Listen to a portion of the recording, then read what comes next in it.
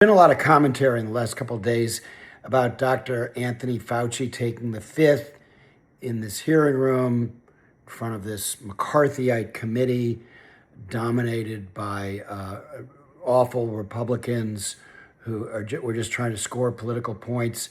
But I don't think there's been enough attention to Bobby Kennedy Jr., who's the one who scoured the servers at HHS to come up with these diary entries and scored points by making Fauci look like he enjoyed taking Barbara Streisand's call, as if this is this devastating smoking gun.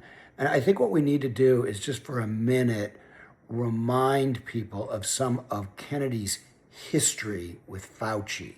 So in 2021, Kennedy wrote a book called The Real Anthony Fauci, which unfortunately went to number 2 on the New York Times bestseller list. In that book, he accused Fauci and Bill Gates of personally profiting from drug sales in the developing world, which is a total lie.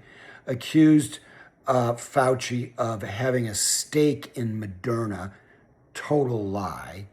And also, and this is the part that nobody remembers, accused Tony Fauci of murdering children. Now, this book, The Real Anthony Fauci, is loaded with footnotes. So conspiracy theorists, other readers go, oh, it's so scholarly. It has all these footnotes. Check some of them out. There's one in particular from a woman named Celia Farber. She's the source, the daughter of Barry Farber, who was a right-wing talk show host in New York City. And Celia Farber says, and Kennedy puts this in the book, that there's a mass grave of children in Hawthorne, New York. And she says, who were those kids? As far as I know, nobody has ever asked Dr. Fauci that haunting question. So this is the way they roll. They just raise questions. Is Tony Fauci a murderer of children?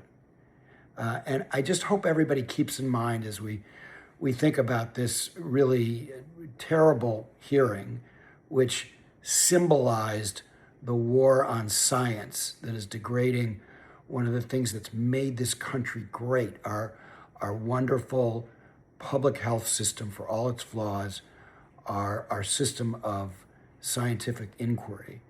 And as we think back on the totality of this, we need to be sure to remember that history will regard Tony Fauci very favorably.